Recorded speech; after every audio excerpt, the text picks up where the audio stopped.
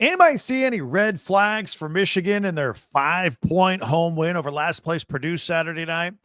I did. Their passing game isn't much better than last year's in some respects, and that's bad. Locked on Big Ten starts right now.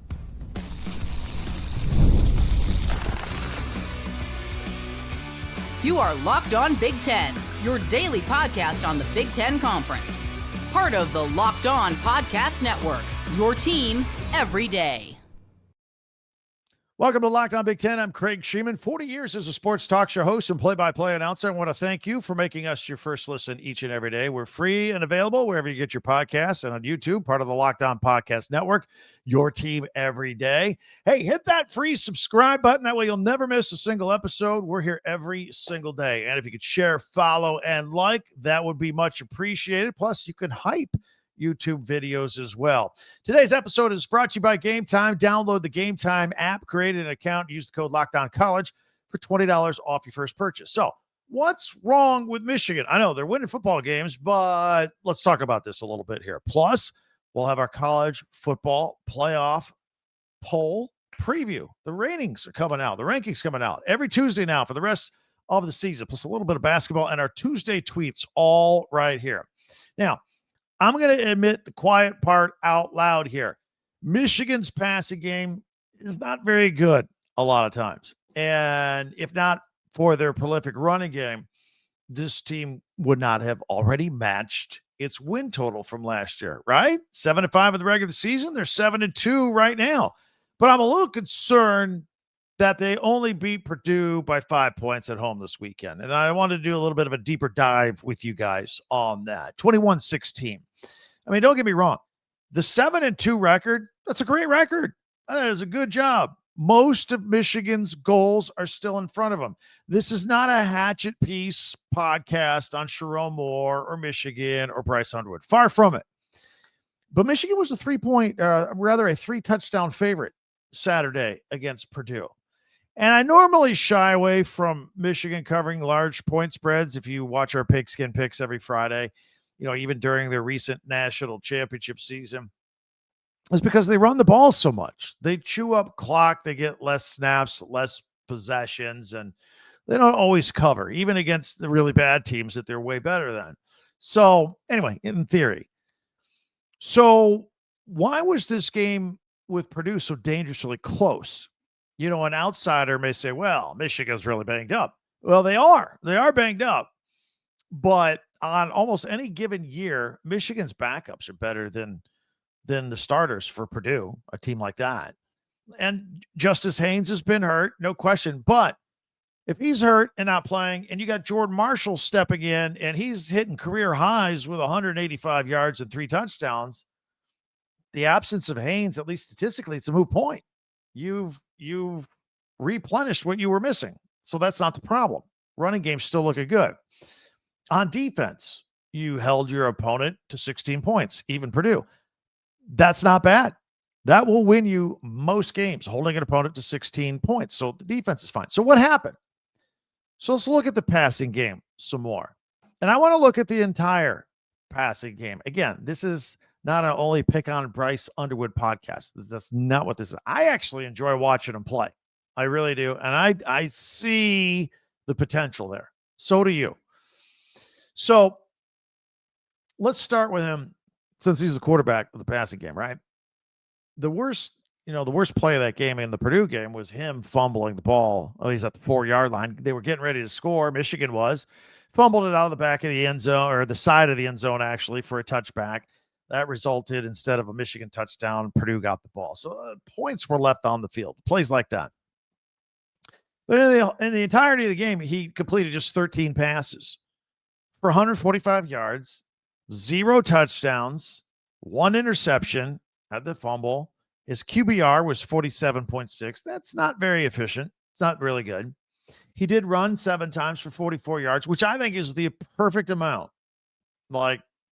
Just enough to keep the chains moving, keep the defense honest.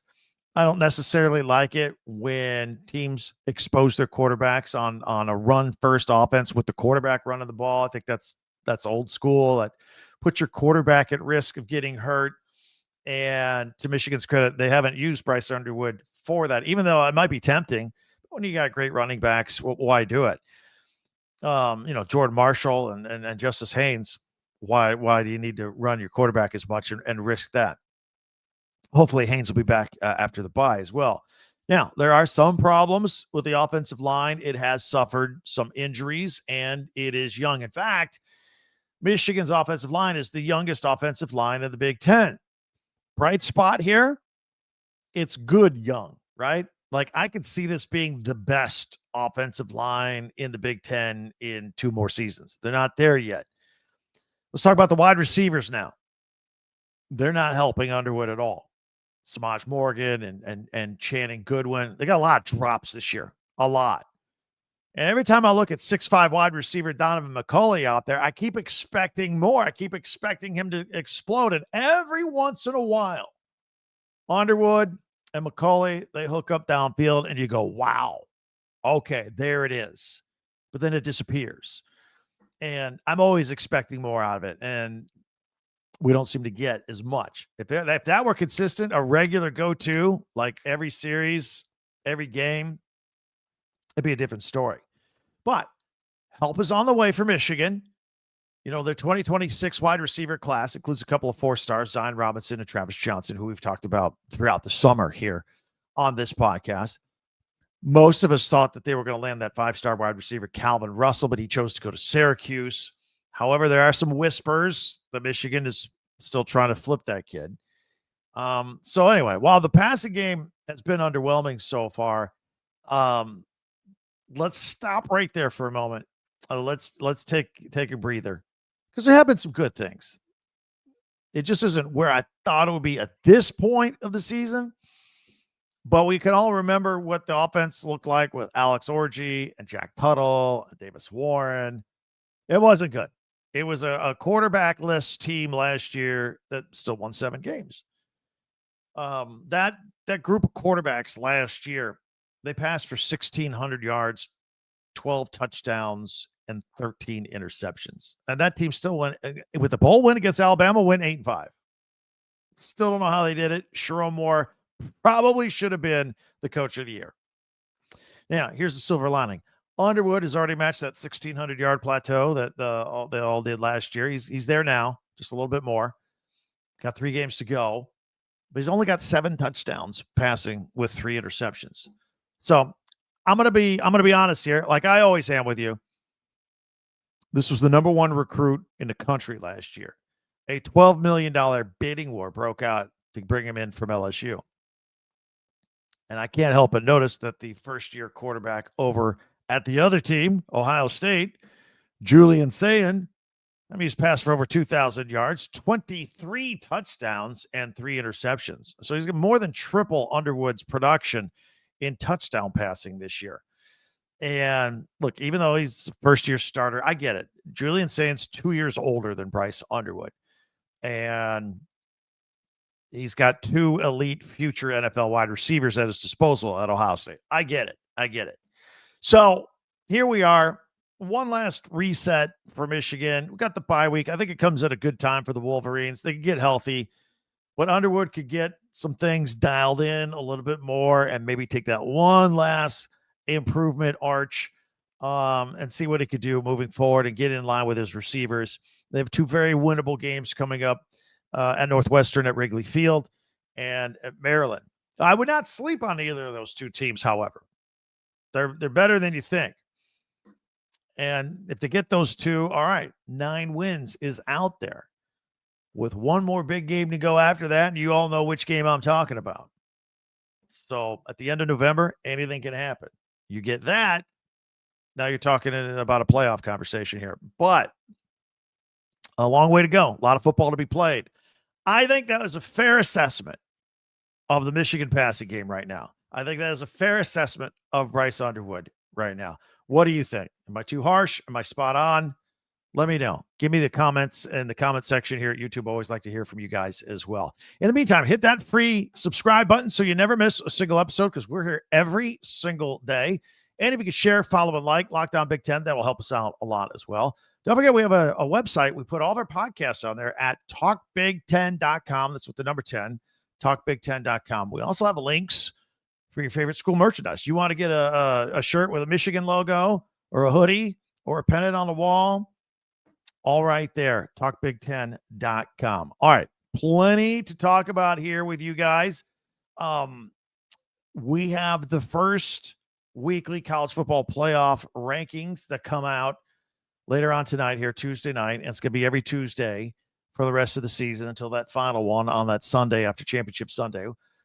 I am concerned about one thing regarding the Big Ten. I'll get into all of that in just a few moments, plus a quick peek at the basketball schedule. That's underway, too. All that coming up in a minute. Then our Tuesday tweets right here on Locked On Big Ten. Watching games is exciting if you're a fan like you and me, and it can be even more exciting with FanDuel if you got a little something on it. For example, the NBA is back, and there's no better place to get in on the action than FanDuel, the official sports betting partner of the NBA. Even if you missed the beginning of the game, you're like, oh, I forgot to put it in my... Well, you could do live in-game betting with that. You could parlay your live in-game with what you did before the game and increase your winnings. All that can happen. Player prompts, all that stuff right there. And if you're feeling a hunch, jump on it. It keeps every game exciting, especially when your team's making that late push. Right now, FanDuel is giving new customers $300 in bonus bets when your first $5 bet wins. So head on over to FanDuel.com, sign up, and play your game with FanDuel, the official sports betting partner of the NBA. That's at FanDuel.com. Thanks for checking us out here on Locked On Big Ten, especially you everydayers out there. Thank you for making this go. We always appreciate you. Don't forget to hit that subscribe button, share, follow, and like Locked On Big Ten as well. And don't forget our website, talkbig10.com. All right, so the college football playoff poll, the rankings, they come out. First release tonight, Tuesday night. They will be released every Tuesday until the last one is released on that Sunday following the conference championship games that weekend. And then the 12-team college football playoff field will be set. Now, yeah, first of all, this is one part that they do right? That they wait till now, because you got to wait till some football's being played. You got to watch some football games before you start putting out those preseason polls are garbage, except for ours. Ours is pretty spot on. But let's watch some games first. Remember, in August, Texas was number 1 preseason. Penn State was number 2. Clemson was number 4. 2 of these 3 teams are disasters already. I believe, I'm going off the top of my head here, but I think number 2, Indiana, barely cracked the top 20. So preseason polls are garbage. Let's watch some football games, then let's put out some rankings. So we're doing that right. But here's the deal. I seem to recall, and maybe you can help me with my memory here. I seem to recall that the College Football Playoff Committee, when they came out last year, the first several weeks, all they did is parrot the AP poll. They were exactly the same as the AP poll. They just copied them. I'm like, well, what is this?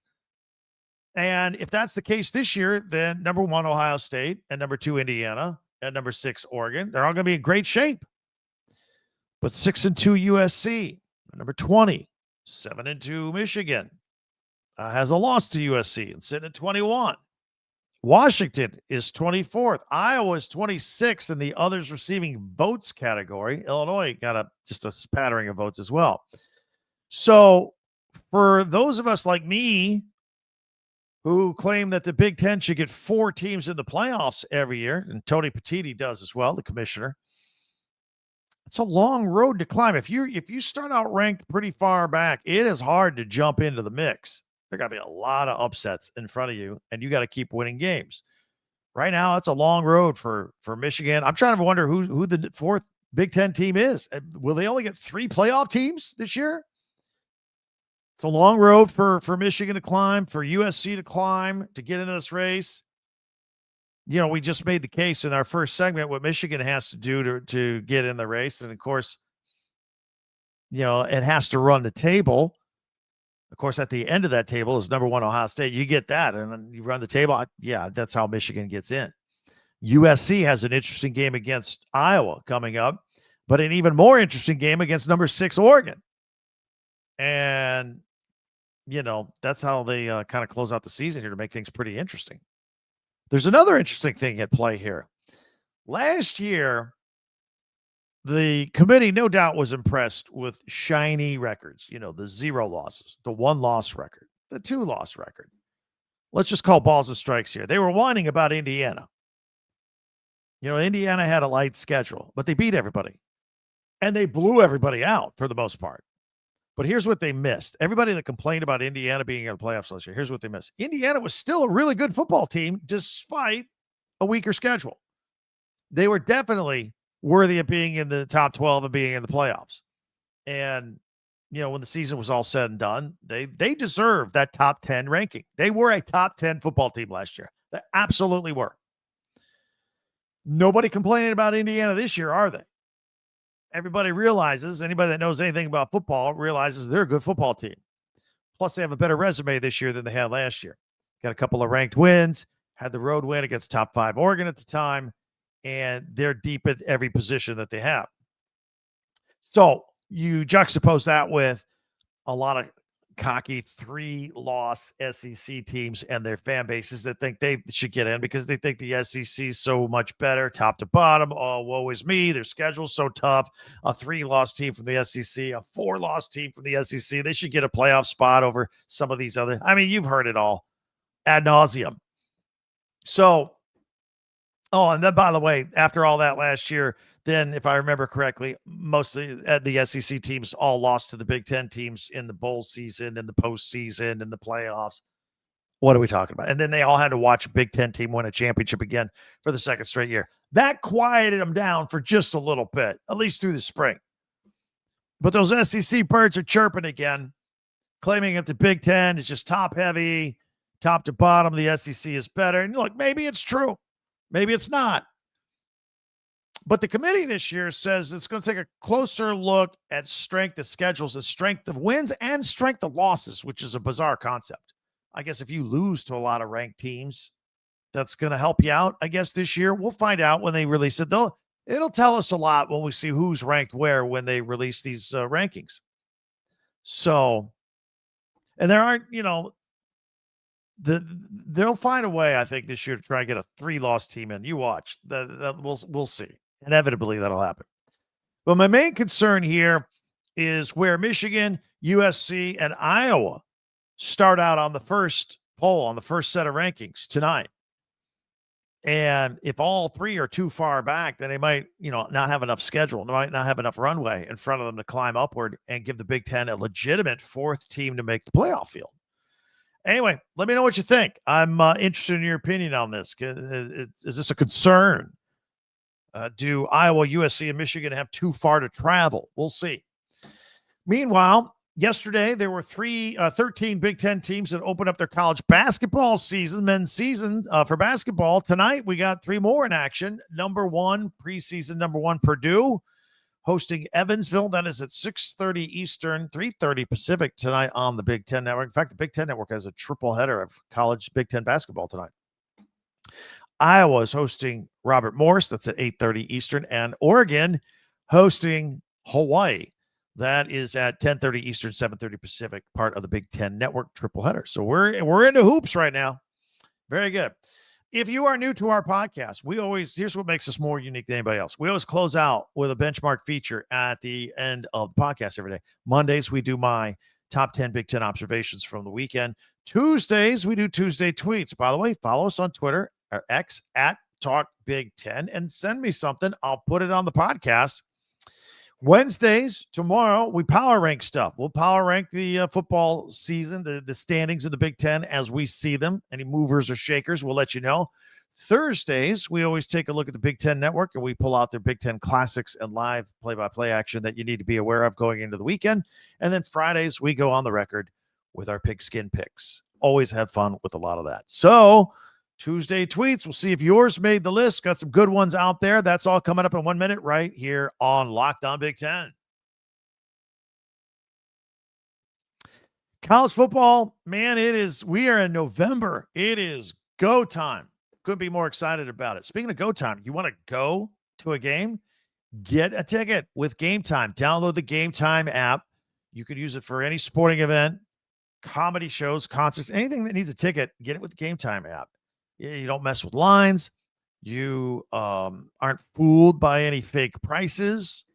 What you see is what you get, and they get you great deals with Game Time. And the Game Time app gives the advantage back to the fans. And it's a great way to score last-minute tickets with the best prices. By the way, did you know that you could get to a college football game for as low as $25 on the Game Time app? That's right.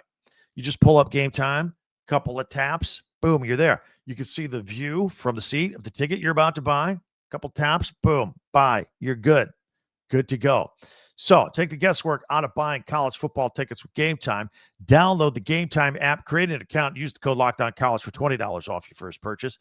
Terms apply. Again, that's promo code LOCKEDONCOLLEGE for $20 off. Swipe, tap, ticket, go. Download Game Time today. Thanks for checking us out here on Locked On Big Ten and making us your first listen each and every day. Don't forget our website, talkbig10.com. Go check out yesterday's podcast for a second listen if you missed it. Got a great recap of the weekend, the entire Big Ten Conference. All right, time for Tuesday tweets. We pulled them off Twitter at Talk Big Ten, and we'll go full screen. If you are on audio only, Spotify, Apple, nothing wrong with that. We'll just describe them in detail what we have here. That's right. We have audio, video, whatever you need. We are here every single day with our unique Big Ten podcast. This is a video. It was retweeted by at the Buckeye Nut. It was the studio set of the CBS Sports Football Studio. And it's a quote from Rick Neuheisel. If I had to pick who was going to win that game between Ohio State and Indiana, I'd take Indiana. It looks like they're on a collision course for the Big Ten championship. Meanwhile, here's from at Hoosier Hysterics. It's a photoshopped one, but it's great. It's a bronze statue of Curt Cignetti, the headphones on, the glasses, the stare at the scoreboard, with his hands on his hips, the way he stands. And it says 136 seasons prior to at Curt Cignetti taking over at Indiana football, had a total of 2 9-win seasons, 1945 and 1967. Fast forward, Indiana has achieved 9-win seasons in each of Curt Cignetti's first 2 seasons. Last year, this year. Build it. 9-0. Pretty good. Here is Big Ten football. Welcome Washington to the AP Top 25 poll. Yes, sirree. All right, so it's got a collage of players and the list of Big Ten teams in there with their logos. Ohio State still 1, Indiana still 2, Oregon still 6. Got USC at 20, Michigan at 21, and there's Washington at number 24. I believe Iowa receiving votes as well. They need to get in there. Iowa needs to be in there as well. This is amazing. All right, this is a video. This is from at Brutus Buckeye, and still thrill-seeking even at 60. Has Brutus been around for 60 years? Anyway, this is a picture of the Ohio State mascot from like the top deck of the roof over the stadium, and he jumped down, bungee cord style or parachute style. I don't know. I think he was strapped to something. He kind of eased down in there, but man, that was scary. And it says, come with me from the top of the shoe down to center field. And he did. He made it. It was something. It was quite a video. You should watch that video. More Ohio State. This is at College Football Report. Highest complete. It's a picture of Julian Sayin, by the way, the Ohio State quarterback. Highest completion percentage in college football history, 2025. Julian Sayin, 80.7%. Nobody within 3% of them. Bo Nix did 77% in 2023. In 2020, Mac Jones did 77.4. Colt McCoy in 2008, 76 and change. And Joe Burrow in 2019, 76.3. And it says, I'm at a loss for words. Yeah, he is a completion machine and great receivers to throw to. Here's from at 11 Warriors, Julian Sayin for Heisman, with a picture of Sayin throwing the ball. 87% completions in their game last week against Penn State, 316 passing yards, and 4 more touchdowns. It seems like every weekend It's 4 touchdowns and over 300 yards with the high completion rate. I'd say he's the leader right now, passing Fernando Mendoza of Indiana. Here's a picture from @NoContext Ohio State. It is Jeremiah Smith. This is the Penn State game. At the 1-yard line, there's 3 defenders around him, and a ball got deflected at the last second. It is hard to catch a fastball coming at you when it's deflected at the last second. It ruins your timing. He grabbed it with one hand and then scored the touchdown. It was remarkable. It is phenomenal. So we put that in here as well. Here's from AZ Buck Guy.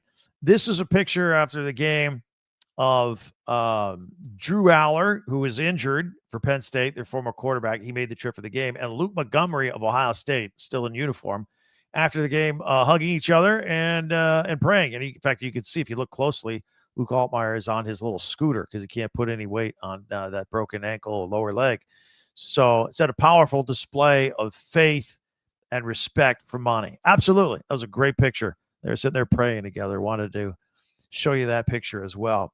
Here's from @CBS Sports College Football. We are going to Iowa City for a Big Ten big-time matchup. Number 6, Oregon football, heading east to take on at Iowa Hawkeye football Saturday, November 8th. 3:30 Eastern kickoff on CBS. Yeah. In fact, I'm going to mention we're going to go live after that game. We're going to go live twice on Saturday. We are going to go live after the earlier Indiana at Penn State game. That's a noon game. So about 3:30, we'll go live. Then we'll watch this game, Iowa hosting Oregon. That's a big one. And we'll go live after that one for a complete recap of the Big Ten here. So make an appointment here on to check us out live on Locked On Big Ten. And here's some more from that. So Fox's big noon kickoff, they're going to do their pregame show from Iowa City, but that's not the game they're going to air. They're going to air the Indiana Penn State game at 12, and then CBS will broadcast this this Oregon at Iowa game. But the pregame show for big noon Fox kickoff, that's going to be there at Iowa as well. Here's from @Brutus Wayne. It is a picture of the interim head coach there at Penn State, who used to be a wide receiver for them. He says, I don't mean this disrespectfully to the past Ohio State receivers, but these two are better than all of them. That's his view on Jeremiah Smith and Carnell Tate. And here's from @McNeil. It's Jim Knowles, and he's got something over. He's wearing his Penn State gear. This is the former Ohio State defensive coordinator who left for $3 million to go to Penn State to be the defensive coordinator there under James Franklin. James Franklin gets fired. Jim Knowles still there. Matt Patricius is now the defensive coordinator for Ohio State. And it says on Jim Knowles' hat as he's looking into the camera, I've made a huge mistake. Yeah, maybe. Here's some more from @the Silver Bulletin. It's another picture of Jim Knowles in his Penn State hoodie and hat. It says Ohio State got the best of Jim Knowles today. This is from Saturday's game with Julian Sayin, 20 of 23, 316 yards and 4 touchdowns. Carnell Tate, 5 catches, 124 yards and a touchdown. Jeremiah Smith, 6 catches, 123 yards and 2 touchdowns. And Bo Jackson, 13 rushes, 105 yards. It was complete, a complete dismantling of the Penn State defense by his former team, Ohio State. All right, there you have it. Again, send me a tweet on X, a post. Each and every week, we do this on Tuesdays. Always glad to hear from you on that. We are the most unique Big Ten podcast out there. Not only do we have our features, we cover all 18 teams with news, analysis of that news, and we give you our opinion on that news. We are not afraid to share our opinion, nor are we afraid to take yours as well in the comments section. Also, don't forget you can interact with us on Twitter or X @TalkBig10 our website, talkbig10 10.com, where all of our podcasts go, plus the latest school merchandise from around the Big Ten as well. No matter what you do, please hit that free subscribe button before you go. That way you'll never miss a single episode. Go back and check out a second episode if you want to. Share, follow, like, and hype. If you don't mind, that helps us out too. Plus, you college football fans, Locked On and Fire TV present the College Football Kickoff, your ultimate college football weekly preview with Drake Toll from Locked On Big 12. He leads the conversation with 2-time AP Coach of the Year Gary Patterson and former star Jesse Holley and our Locked On experts. That's every Thursday, the College Football Kickoff on Fire TV. That'll do it for us. Thanks for joining us. I can't wait to talk to you again tomorrow for Locked On Big Ten. I'm Craig Sheeman. See you tomorrow.